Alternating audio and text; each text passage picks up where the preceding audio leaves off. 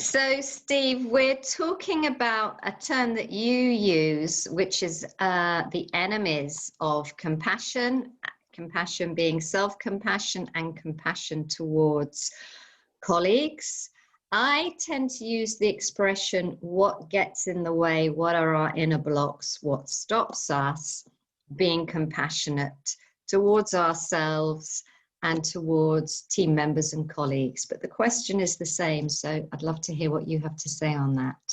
Yeah, language is so interesting, isn't it? And I often talk about the enemies of compassion, and I frame that particularly in the workplace if I'm talking to clients or teams around that we become less able to notice others, less able and willing to express empathy, less inclined to take compassionate action, to listen, to exercise goodwill and appreciate joy and to be thankful, and to withhold judgment when we live and work with any of the following. And I call these the enemies of compassion, and things like, when we feel overloaded, when we feel overwhelmed, when we're showing ourselves a lack of compassion, if blame features a lot in our life or in our work, envy, greed, selfishness, a lack of respect for self and others, fear, a lack of trust, anger, intolerance, resentment. And when I think about organizational cultures, sometimes those very highly competitive and highly individualistic cultures can be a barrier to compassion. And the context for that for me is when success is to be achieved at any cost. That can be a barrier to compassion. And where we have workplace cultures of emotional suppression, where emotions such as empathy, kindness, compassion are seen as a weakness or a flaw or something to be ashamed of.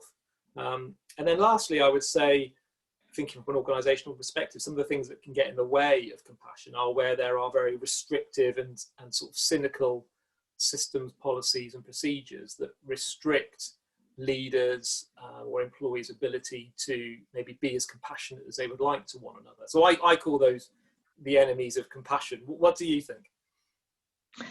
Yeah, and it's the language that you use, and some people listening to that will resonate with that language, and others may resonate more with the language of what stops us being compassionate, what gets in the way.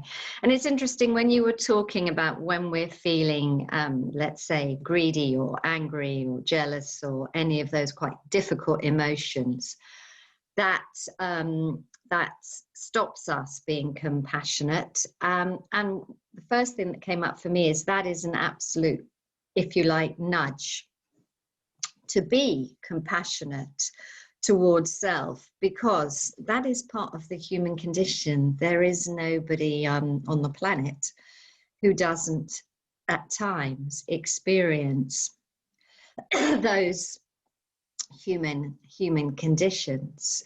So to embrace that and accept that as part of the way that we're made, so that we can to let go of those emotional experiences.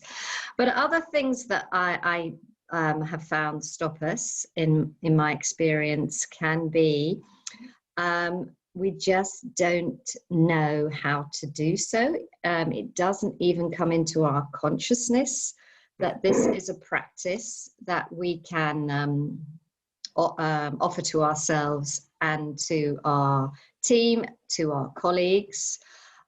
We don't have the skills. We don't have the, if you like, there's a learning and a knowledge. We may judge compassion, as you said, as something that is going to have us look weak. So that might be stopping us. So, and we're in a culture perhaps where it's not something that even is on the radar or is spoken about. And so we're not necessarily bringing our best sides of ourselves to the workplace. So there are many things that can stop us, but it can be turned around quite quickly. Yeah. So I'm curious what those listening might have to say about what's stopping them being compassionate.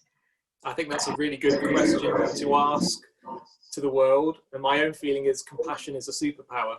You know, it really is a superpower that often we might need to kind of awaken in ourselves, really. So that's been really interesting. I think it feels like the next conversation we should be talking about, in my language, the friends of compassion. So let's explore that at a later conversation. It's been great to have that conversation. Exactly. What helps us? Yeah. What supports us? What facilitates that? Thank you. Good to talk, Steve. Thanks.